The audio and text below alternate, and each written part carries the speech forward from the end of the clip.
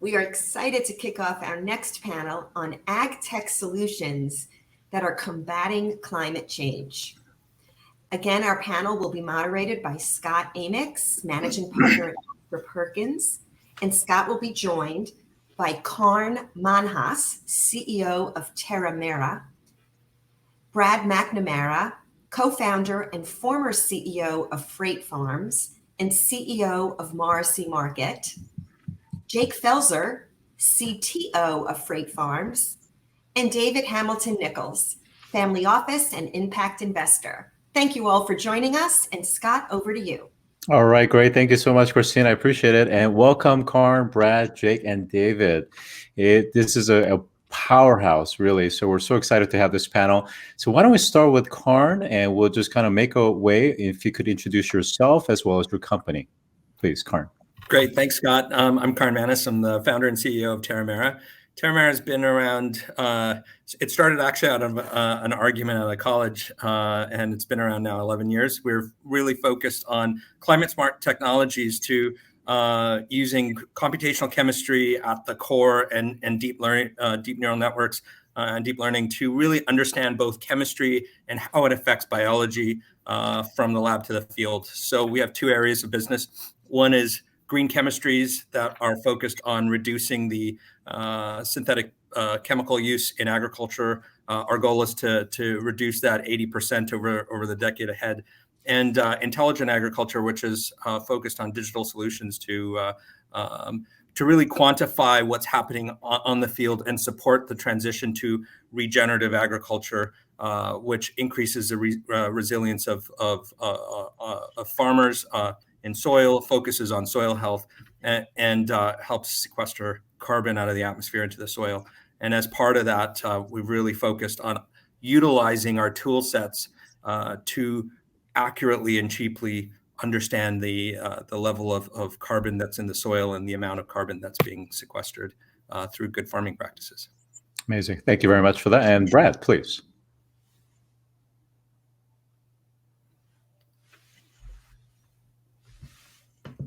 I think Brad is. Brad, you're on mute.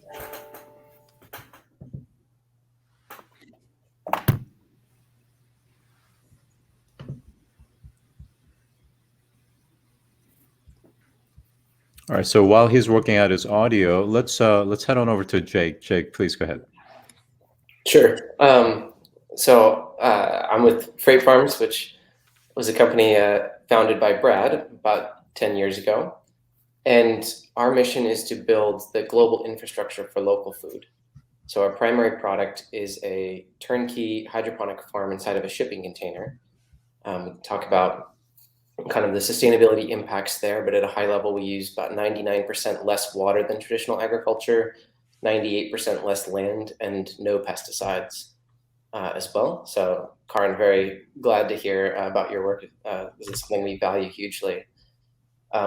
We've been around for about 10 years. We're currently in our 8th generation of farm, and we've got farms deployed all over the world, 49 states and 38 countries, about 400 farms worldwide at this point, and scaling rapidly.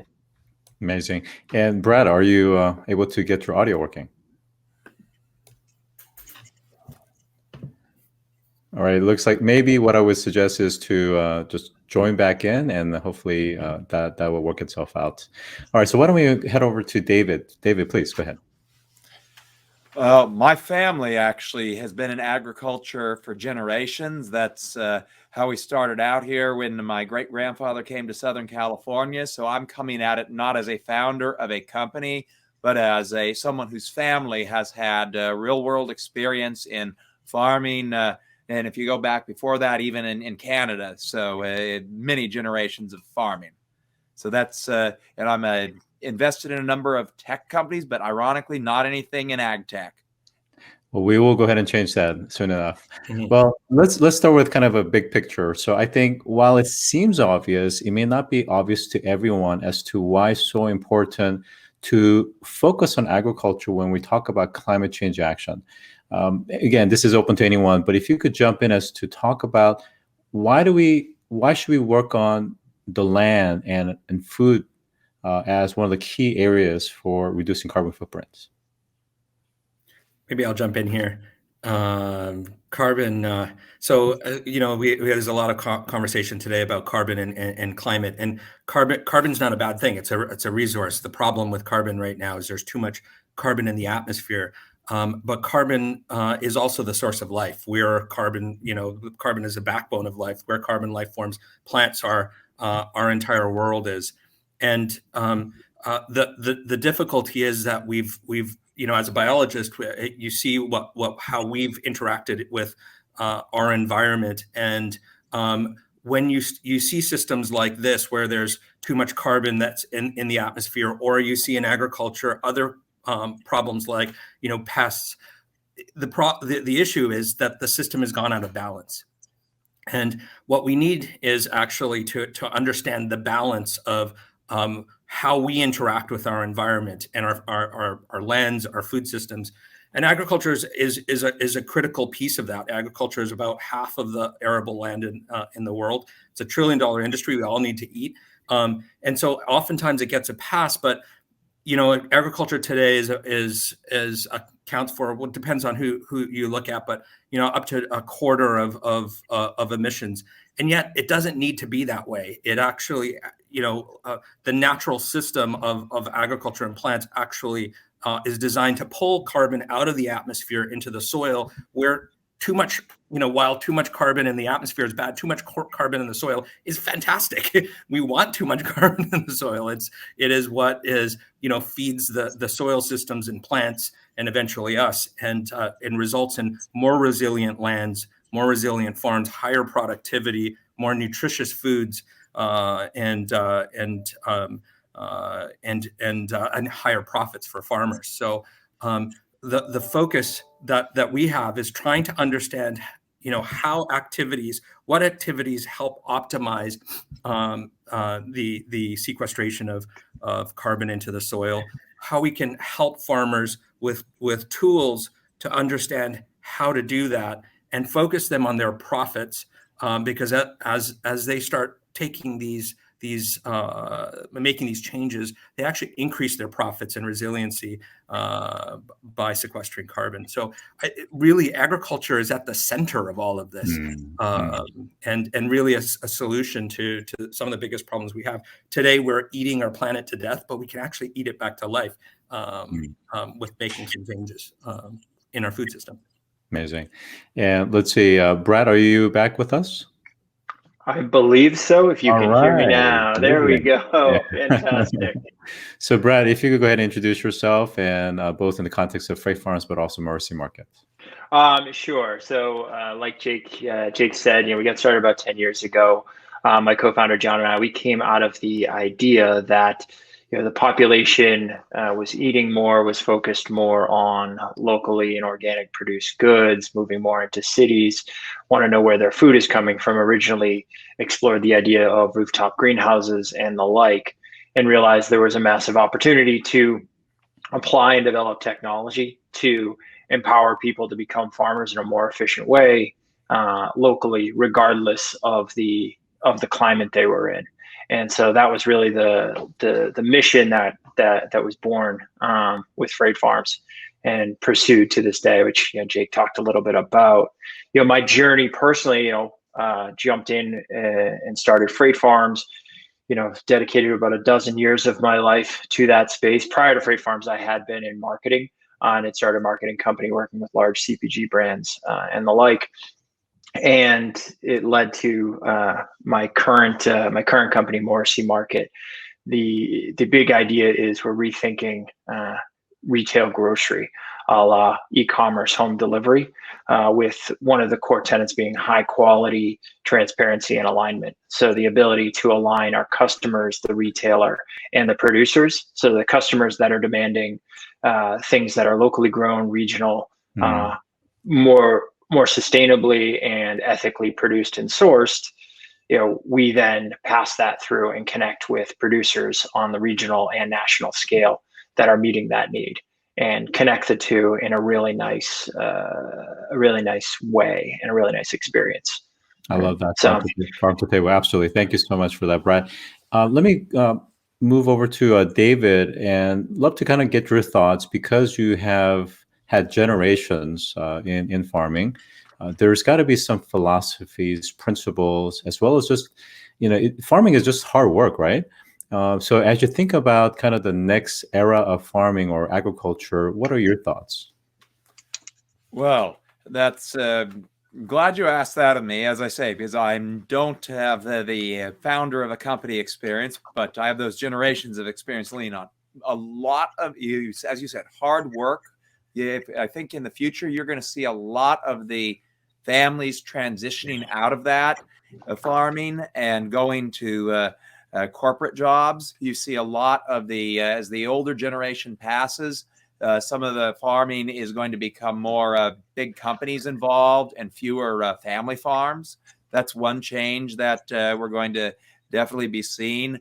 The ag tech is definitely very important because not the costs of input for farming have increased, but it doesn't necessarily correspond to having a higher cost, to sell to packing houses, for example. So the yield has to increase, and of course that's true because we also have a growing population in the world, and we do not have a growing supply of farmland. In fact, in some ways, farmland the amount of farmland in some ways has decreased due to climate related, changes in weather. You will see that decreasing, and we also have a lot of land has been developed. For example, in California, a lot of land that was ag. If you think of Orange County, California, anybody ever heard of that? Well, you're not going to see an orange tree there anymore, but it was named Orange County for a reason. Love that. Those are some important things.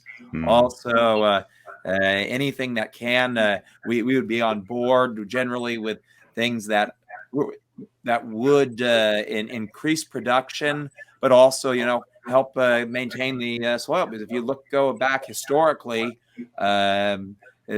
soil has been damaged quite a bit by farming. Look at the Dust Bowl in Oklahoma. So, we are still continuing to do things that aren't helpful to the soil. So I can, Terramera, I can appreciate some of the things you're saying there. So David, in many ways, represents the voice of the customer, right? So he talked about reduction of actual farmable arable land to talking about yield and productivity and performance. So all of this is very relevant to Terramera as well as Freight Farm. So feel free, Karn, Brad, Jake, to jump in and share your thoughts here.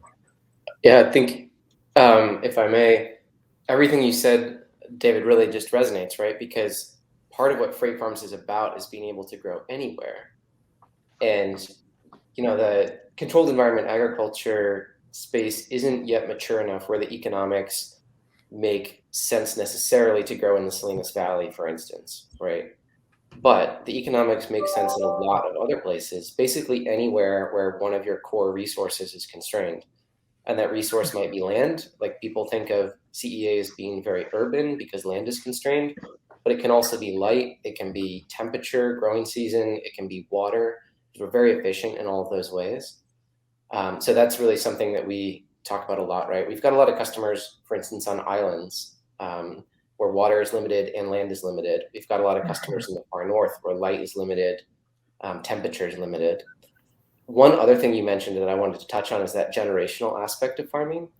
I think Freight Farms is probably unique in that because it's very tech forward and very turnkey, we do appeal to a lot of customers across age groups.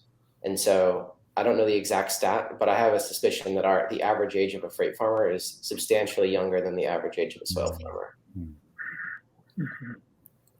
Yeah, I'll maybe just build on that. We focus on field agriculture and soil. So both David and Jake, I think there's a lot of these. And I just want to pile on and agree with many of the trends that you're talking about the consolidation of farms and the loss of family farms. It's also that loss also compounds the loss of our connection with the land. This has been a trend that's been driven by necessity in some ways because of the decrease in productivity of the soil. The way that we've farmed since the Green Revolution has actually helped drive an increase in production, but we're also as Jake was talking about, there's a lack of distribution. We're producing enough food to be able to feed the entire population and more, but the distribution of it is lacking, and so we waste a lot of food.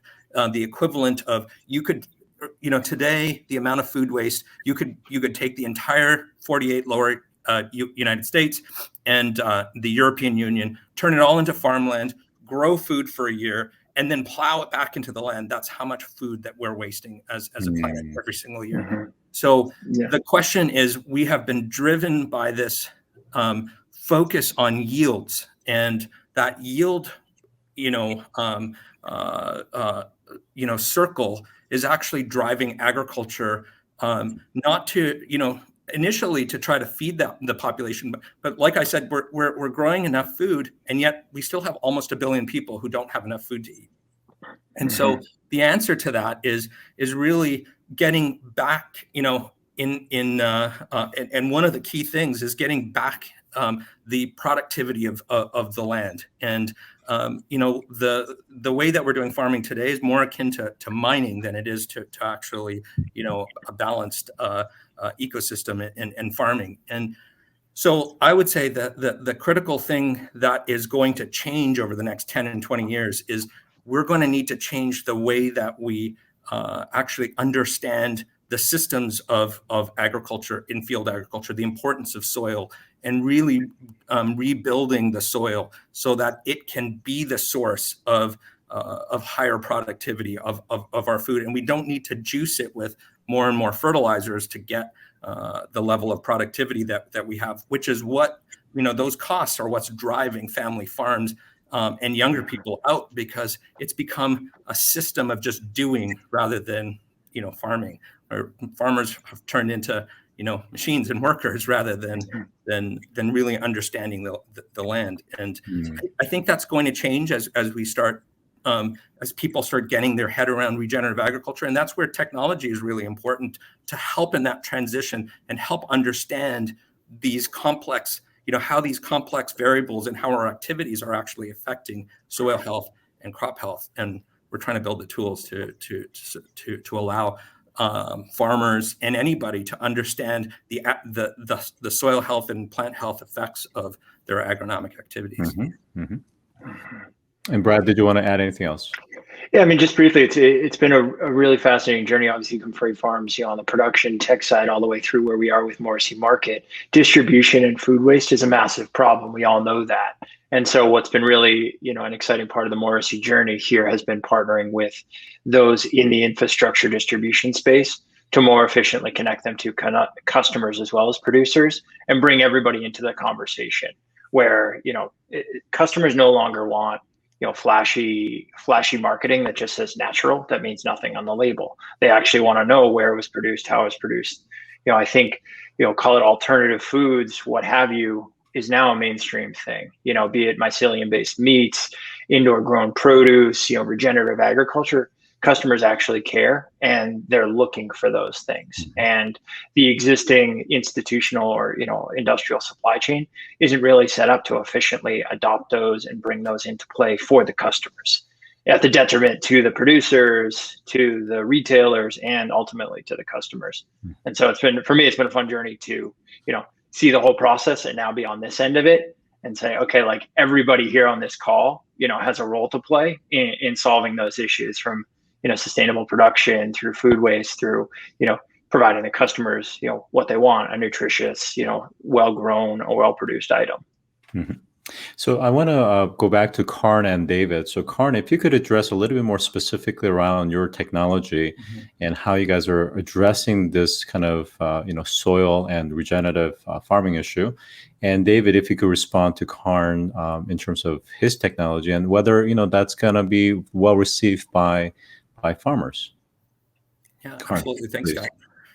So in this, in the digital area of our business, what we call intelligent agriculture, there's two key things that we work on.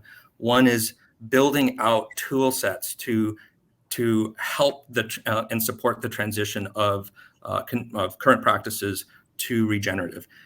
There's a lot of conversation around regenerative, and I think this is a real opportunity we have to change the dynamic in agriculture from process to outcomes. Organic was a step to move agriculture that was focused not so much on outputs but inputs. So let's use less, synthetic inputs.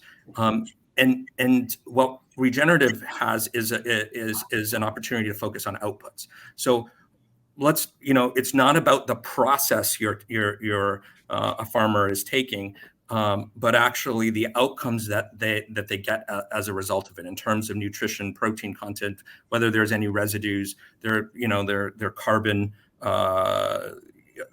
footprint. But to do that, we need to be able to give the metrics to the grower on the things that are important to them in that result. So we're working on three key things. One is agronomic tools to help, first of all, agronomists help farmers, and then eventually those tools will be available to farmers directly to help help them support and understand what changes in activities will have the most effect on their particular piece of land to go from their current practices to regenerative. So everyone talks about no-till. Well, no-till is just table stakes. What else are we interested in? So in regenerative, there is you're looking at a different set of things. For example, energy efficiency means something different in regenerative. Energy efficiency is how much of the sunlight is being captured by a leaf so that it's turning that using photosynthesis to capture carbon out of the atmosphere and turn it into sugars and push carbon down into the soil. So that's really important. How efficient is that farmer in doing that? Those are things that we then provide to the agronomists. We will eventually do that to farmers. And that is the key thing that we think will help in this cultural change of understanding how to be able to go from current practices to regenerative. And our focus is looking at farmers' profits. We want them to be thinking about their profit level as they're today and how that increases as they adopt these practices. The second key thing that and as part of that, we can certify and verify whether they're actually, they're increasing their outcomes towards regenerative. And the third is carbon sequestration. It's something that has been an issue for about 40 years. People have been looking at how to accurately quantify the amount of carbon that's under the soil. We can't see it right now. There's expensive soil sampling tests that are still not that accurate.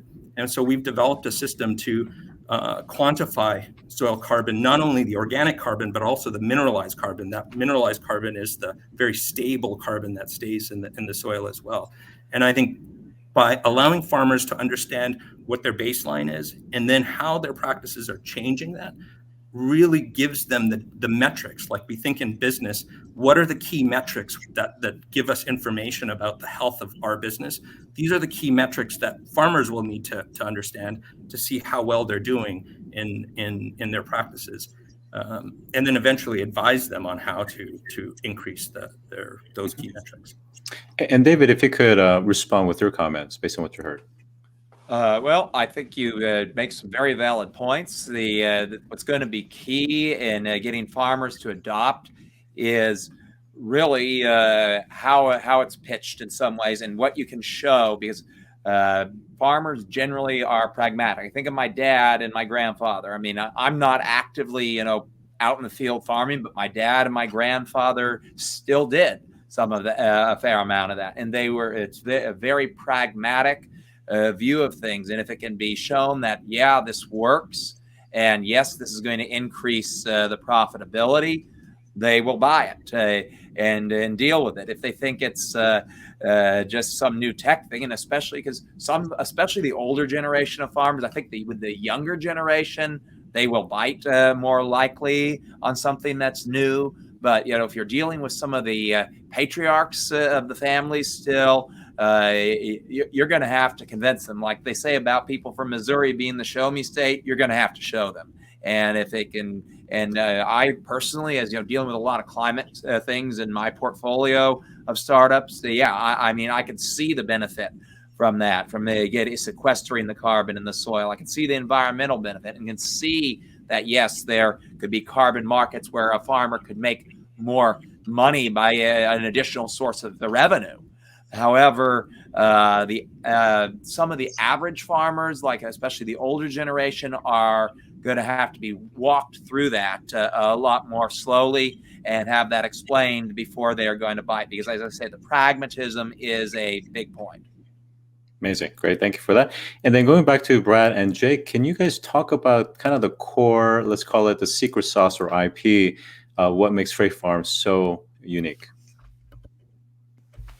I mean, I'd love to have Jake jump into it because he's much better at explaining these concepts than I am, which is great. But the high level view was to empower people and make it easier for people to start farming. Again, there's the generational gap of, everybody's heard the average age of the farmer is getting older, et cetera, et cetera. Land is harder to come by, all those stories we've been hearing for years. But, a turnkey platform that could get people started or help, small acreage farmers augment their, soil-based production in an easy way, kind of make that transition to more technical farming. In a lot of ways, be another tool in the tool belt for them to make for a better business, future-proof their existing business. So on and so forth. That was the concept, and a lot of the tech was developing the hardware and the software to make that possible. And Jake's really pushing the envelope there. I think the way to think about our hardware and software and kind of what makes it special is it does ladder up to what Brad is saying about accessibility and making it so anyone can farm.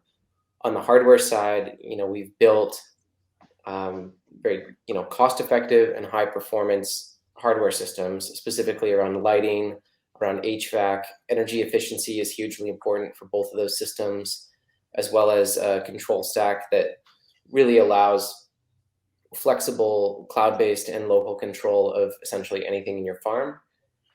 Lets us create recipes and modes and ways of operating your farm that if you're a traditional farmer, you might not think of, but make it much simpler for a new farmer to actually start, right?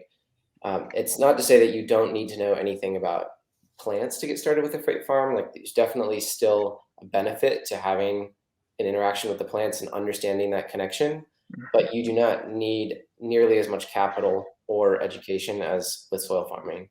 From the software side, we built a platform that's really, we say it's focused on 4 C's: clarity, consistency, community, and control. And so, control is basically what you're doing in your farm right now. That should always be very obvious and clear. Clarity is about what your farm did. Consistency is about doing that over and over again in a repeatable way with less and less interaction between you and the farm. And then community is also hugely important to our farmers, really having a platform where they can talk to each other, support each other. We have a lot of, and we try to encourage mutual support and sharing of knowledge, stuff like that. So, that's essentially the Freight Farms package in a nutshell. Be brief. Great. Thank you so much for that. Quick commentary, and then we're going to just kind of go around everybody and wrap up here. Is that, we're definitely seeing a heightened climate change effect. So, personally, I've seen more invasive species. We've seen a lot more pests. So having to use pest control has become really huge. The rise of fungi. I was speaking with the head of the Australian Botanical Garden, for example, and how fungi has become really problematic with increased temperature, moisture level, again, due to climate change.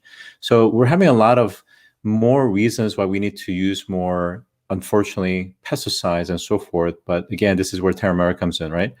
And then similarly, on the other side, everything from locusts to drought to flooding, where the crops that we heavily depend on are starting to be destroyed. And once that was arable isn't no longer arable, or we're getting too much sun or too little sun. And yet there's demand for, like what Brad's working with Morrissey Market, for food sources to be much closer to where we are as well. So based on all of these kind of mega changing trends and impact, what should we be thinking about it, and how are each of you helping to solve some of those problems? Let's start with David.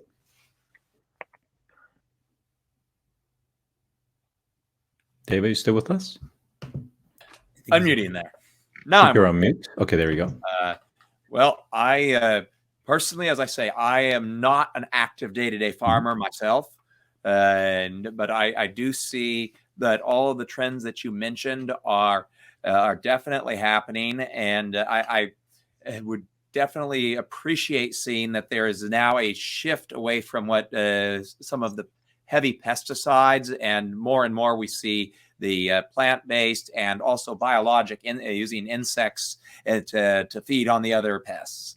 So I that's something that's definitely important, because some of those things, the chemicals and the heavy fertilizers, have contributed to the degradation of soil. And so, I mean, I can really appreciate what each of you is doing in your businesses, and definitely the local is important, because we did not, if you go back to when my great-grandfather and his ancestors were farming, you were not shipping this stuff internationally. And the food, when it's closer to its source, is naturally going to not be fresher, and it's just a better situation overall. But of course, you know, the shipping has increased global warming as well. So I would say, you know, things like what Freight Farms is doing are much appreciated as well, and what you, Brad, are doing to help people have that choice to do local. So I appreciate and applaud all of you on those things. All right, Karn, Brad, and Jake. I think a number of trends. So again, first, I agree with you know, particularly after COVID, local is something that is more and more important. Related to that is providence. You know, where people are interested around where our food is coming from, you know, who's farming it, just understanding a lot more consciousness around where their food is coming from. So I think that's going to continue to be a trend of. And third is you know, I think climate is going to continue to be something on people's minds, and health always has been. I think that will continue as well. So yeah, I think over the coming number of years, people probably haven't heard of regenerative farming. I think regenerative is going to be the future of farming. I think it will really change in, you know, over our lifetimes, from the way that we're farming today to regenerative, and out of necessity, because I mean the UN says we only have about 60 harvests left. That doesn't have to be the case. It's only the case because of the way that this extractive way we're doing farming, where we're taking nutrients out, and it's not a system that's feeding itself. So I think the key things in being able to get there are, how do we as companies think about, you know, making it easy, making that education and adoption process easy, focusing, you know, I think tech has always thought about the adoption process. So, you know, really focusing on the early adopters first, and then, you know that the majority aren't going to pick this up right away, but just focus on those early adopters to focus the system on how we may be able to make it easier to adopt and then scale. And I think that's the key thing. You know, focus on those early adopters, and then focus on scale. And Brad and Jake. Sure. I mean, real quick, in terms of, you know, when we think about how we can have an impact at Morrissey Market, it comes around alignment and creating a sufficient connection, so that, you know, vendor, farmers, retailer, customer, you know, taking the approach of how do people want to, you know, interact with, feel about, and ultimately buy the food that they feed themselves and their family on a daily basis, rather than just like, hey, how can we sell you more groceries? Because nobody's really winning other than the retailers in that fight right now. And so, you know, focusing on supply chain and how to be nimble to allow for, you know, the regenerative farmers, the indoor farmers, and the others to respond to the customer demand. Because what the farmers are doing, and what everybody in this industry is in the right place, and they all want to see the right outcome. and do the right things. And where we see a gap is the ability for customers to impact change and to kind of vote with their dollars directly into those producers, into the people who are doing it right, into a sufficient and efficient supply chain. So, that's really where our bread and butter lives. It's just being an on-ramp and empowering, the customer choice and bringing on great brands, be it regional, national, or even local. I mean, and to add on to what everyone has said, I mean, I think the agriculture is hugely important to the impact that we have on the climate. And it's important as well because the climate has a huge impact on agriculture, right? So we need to use all the tools that we have to fight agriculture's impact on climate. We also have to be prepared for the climate to have an impact on agriculture. And I think, I personally think CEA and regenerative are both really important pillars in both sides of that. If I look, 30 years out from now or 50 years out from now, I hope we live in a world that has a lot of land that's become arable through regenerative techniques. And the world could be split between CEA and regenerative. That would be awesome. If we don't do that, right? If we don't have enough regenerative, then, we hope that CEA can feed the world because we might need it. And that's a scary thought, but we need to be prepared for that too. And I think, if you think about solar as an interesting arc of technology, like solar panels are vitally important to our climate change efforts right now, but they've taken 20, 30 years to mature. And so we're talking about early adopters to some extent in CEA. Freight Farms is probably the biggest player in the world in containerized farming. We've got 400 farms deployed. There's a long way to go before we can feed the world, but you got to start now. Well, on that hopeful message, I want to give it back to Christine and thank the panel here. Thank you so much, David, Jake, Karn, Brad, and of course, Scott, for facilitating such a meaningful and lively discussion. It was fascinating for me, and I must say personally, I am so glad that you and your teams are focused and doing this important work. So thank you so much. It's been a pleasure to host the morning sessions, and we'll see you in about 20 minutes. Thank you, everyone. Appreciate it. Thanks, everybody.